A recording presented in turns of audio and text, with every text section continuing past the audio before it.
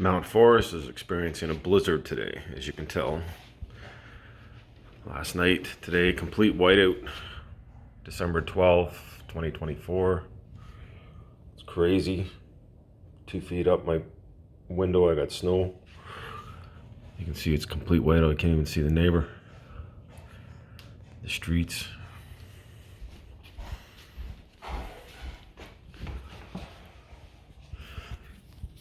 Look at this. It's just crazy. Put the garbage out today. Garbage for Wellington North County state that they're still collecting for some strange reason. But every 20 minutes, recycle bins go flying down the road and everything gets emptied out. And I had to put my truck beside it to stop the, have the wind stop it. It's crazy. 6 o'clock this morning, plowing it.